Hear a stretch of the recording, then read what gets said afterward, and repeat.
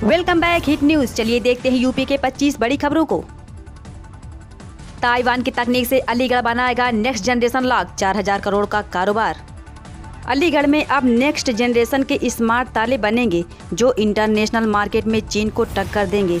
International market में digital और biometric ताले सप्लाई करने में अभी चीन का दबदबा है, जबकि अलीगढ़ में बनने वाले मैकेनिकल ताले ही विदेशों में सप्लाई किए जा रहे हैं, जिनकी मांग धीरे धीरे घटती जा रही है। ताइवान की आधुनिक तकनीकी से अब अलीगढ़ में भी नेक्स्ट जनरेशन के लॉक तैयार करेगा। यूपी सरकार में राज्य मंत्री रघुराज सिंह का विवादित बयान। बोले मदरसे आतंकवादियों के अड्डे है, वहां आतंकवादियों की ट्रेनिंग दी जाती है। अगर मुझे मौका मिला तो बंद कर दूंगा सभी मदरसे। अलीगढ़ से यूपी सरकार के दर्जा प्राप्त राज्य मंत्री रघुराज सिंह लगातार विवादित बयानों से सुर्खियां बटोरने में लगे हुए हैं। राज्य मंत्री ठाकुर रघुराज सिंह ने एक बार फिर विवादित बयान का वीडियो जारी किया है। मदरसे आतंकवादियों के अड्डे हैं, वहां आतंकवादियों की ट्रेनिंग दी जाती है। मदरसे से निकलने वाला व्यक्ति आतंकवादी बनता है, उनकी सोच आतंकवादी की होती है। राज्य मंत्री ने कहा कि अगर भगवान ने मुझे मौका दिया तो पूरे देश के मदरसे बंद कर दूंगा। भाषा विभागों की बैठक में कुलपति ने लिया फैसला, छात्रों का विकास है लक्ष्य। इलाहाबाद यूनिवर्सिटी ने विदेशी और भारतीय भाषाओं में दक्षता पाठ्यक्रम फिर से शुरू करने का निर्णय लिया है। ये पाठ्यक्रम नई शिक्षा नीति के तहत 2023 से शुरू किए जा रहे हैं। खास बात यह है कि इन भाषाओं में किसी भी विश्वविद्यालय का छात्र प्रवेश ले सकेगा। इसका उद्देश्य छात्र छात्राओं का सर्वांगीण विकास है। अखिलेश बोले, सत्ता में आए तो हर शहीद के परिवार को देंगे किसान शहादत सम्मान राशि। सपा सुप्रीमो अखिलेश यादव ने बुधवार को बड़ा ऐलान किया। उन्होंने ट्वीट किया, किसान का जीवन अनमोल होता है क्योंकि वो अन्न के जीवन के लिए अन्न उगाता है। हम वचन देते हैं कि 2022 में समाजवादी पार्टी की सरकार आते ही किसान आंदोलन के शहीदों को 25 लाख की किसान शहादत सम्मान राशि दी जाएगी। शुगर के मरीजों के बीच हो रहा पॉपुलर, कई राज्यों में प्रयागराज से भेजा गया बीज। शुगर के मरीजों के लिए साधारण आलू नुकसानदायक है, लेकिन काला आलू उनके लिए फायदेमंद है। इसका सबसे बड़ा कारण इस आलू में पाया जाने वाला एंटीऑक्सीडेंट है। यह हार्ट, लीवर और फेफड़े के लिए फायदेमंद है। खून की कमी से जूझ रहे मरीजों के लिए भी यह संजीवनी बूटी से कम नहीं है। डिप्टी सीएम केशव प्रसाद मौर्य का झांसी दौरा रद्द। भाजपा कर चुकी थी प्रेस वार्ता, फिर कार्यक्रम निरस्त का पत्र आया। यूपी के डिप्टी सीएम केशव प्रसाद मौर्य का गुरुवार को झांसी दौरा रद्द हो गया। मंगलवार को उनके 2 दिवसीय दौरा की सूचना संबंधित अधिकारियों को भेजी गई थी। इसके बाद बुधवार को भाजपा ने प्रेस वार्ता करके उनके कार्यक्रम की जानकारी दी। कुछ ही देर में खबर आ गई कि डिप्टी सीएम नहीं आएंगे। शहर में घूम घूम कर भाजपा भगाओ महंगाई हटाओ प्रतिज्ञा पद यात्रा का दिया नारा। बरेली महानगर कांग्रेस कमेटी के बैनर तले एवं महानगर कांग्रेस कमेटी के अध्यक्ष अजय शुक्ला के नेतृत्व में शहर भर में भाजपा भगाओ महंगाई हटाओ प्रतिज्ञा पदयात्रा का आयोजन किया गया। इस पदयात्रा के दौरान सभी कांग्रेसियों ने कैंट स्थित धोपेश्वर नाथ मंदिर में जाकर पूजा अर्चना भी की।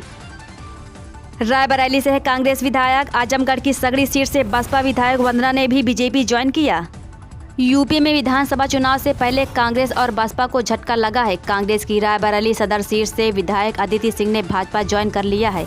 उनके साथ ही आजमगढ़ की सगड़ी सीट से बसपा विधायक वंदना सिंह ने भी भाजपा में शामिल हो गई हैं। भाजपा के प्रदेश अध्यक्ष स्वतंत्र देव सिंह की मौजूदगी में लखनऊ में दोनों ने भाजपा ज्वाइन किया। काशी विश्वनाथ धाम में निर्माण कार्य के लिए लिया गया निर्णय, दिसंबर में पीएम मोदी करेंगे लोकार्पण। वाराणसी स्थित काशी विश्वनाथ धाम का दिसंबर महीने में प्रधानमंत्री नरेंद्र मोदी लोकार्पण करेंगे। इसके मद्देनजर निर्माण कार्य के लिए 29-30 नवंबर को 12-12 घंटे और 1 दिसंबर को पूरी तरह से काशी विश्वनाथ मंदिर में आम श्रद्धालुओं के दर्शन पूजन पर प्रतिबंध रहेगा। समाजवादी पार्टी के राष्ट्रीय महासचिव बोले, दलित समाज का भला सिर्फ समाजवादी पार्टी में।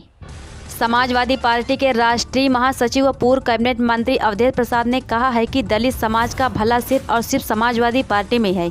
यही वजह है कि बसपा के कैडर के नेता तक अब समाजवादी में शामिल होकर सपा मुखिया व पूर्व मुख्यमंत्री अखिलेश यादव को फिर से मुख्यमंत्री बनाने जा रहे हैं। एसपी ने रिजर्व पुलिस लाइन में बच्चों को किया सम्मानित। बच्चों ने यातायात से संबंधित चित्र किए पेश। संत कबीर नगर में रिजर्व पुलिस लाइन में यातायात जागरूकता माह के तहत यातायात जागरूकता चित्रकला प्रतियोगिता का आयोजन किया गया। इसमें अलग अलग स्कूलों के बच्चों ने प्रतिभाग किया। बाद में जीत हासिल करने वालों को एसपी ने पुरस्कार भी दिए। कांग्रेस नेता पीएल पुनिया का मायावती पर निशाना। बोले, ब्राह्मण और दलित बसपा से कोसों दूर, अब सभी पार्टियों की निगाहें इन्हीं वोटरों पर। बाराबंकी में कांग्रेस इलेक्शन कैंपेन कमेटी के चेयरमैन पीएल पुनिया ने बसपा सुप्रीमो मायावती को लेकर बड़ा बयान दिया। उन्होंने कहा कि मायावती अब दलित वोटरों को फिर से जोड़ने में लगी है। 2017 के विधानसभा चुनाव में 86 आरक्षित सीटों में से सिर्फ 2 सीटें ही बसपा के खाते में आई थी।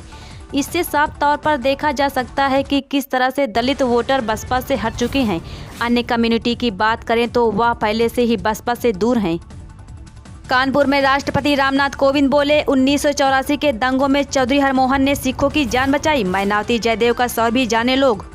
राष्ट्रपति रामनाथ कोविंद 2 दिन के कानपुर दौरे पर पहुंच गए हैं। हरमोहन सिंह यादव के जन्म शताब्दी समारोह को संबोधित करते हुए राष्ट्रपति कोविंद ने कहा कि चौधरी हरमोहन ने अपनी जान की परवाह न करते हुए 1984 के दंगों में सिखों की जान बचाई थी। 1991 में उन्हें शौर्य चक्र से सम्मानित किया गया था। आज़ादी का अमृत महोत्सव भी इसलिए मनाया जा रहा है कि स्वतंत्रता की लड़ाई के गुमनाम सेनानियों का शौर्य याद किया जा सके।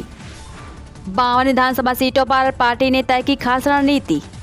2 दिन बाद 27 नवंबर को प्रियंका गांधी महोबा में रैली करने वाली हैं। तैयारियों को लेकर कानपुर सहित आसपास के लगभग 1 दर्जन जिलों में बैठक शुरू हो चुकी है। रैली को सफल बनाने के लिए प्रदेश अध्यक्ष अजय कुमार लल्लू लगातार संगठन के सभी फ्रंटल पदाधिकारियों के साथ बैठक कर रहे हैं। साथ ही बुंदेलखंड कानपुर के प्रभारी और पार्टी के राष्ट्रीय महासचिव सत्यनारायण पटेल भी तैयारियों को बारीकी से परख रहे हैं। सभी दावेदारों से भीड़ जुटाने को कह दिया गया है। प्रधानमंत्री के पहुंचने से पहले 60 से ज्यादा किसानों को हिरासत में लिया। प्रधानमंत्री नरेंद्र मोदी यूपी में ग्रेटर नोएडा के नजदीक बनने जा रहे जेवर इंटरनेशनल एयरपोर्ट का शिलान्यास करने के लिए थोड़ी देर में पहुंच रहे हैं। वे यहां जनसभा को संबोधित करेंगे। सुरक्षा बलों के करीब 10,000 जवान यहां पर तैनात किए गए हैं। करीब 2 लाख लोगों की भीड़ पहुंचने का दावा किया जा रहा है।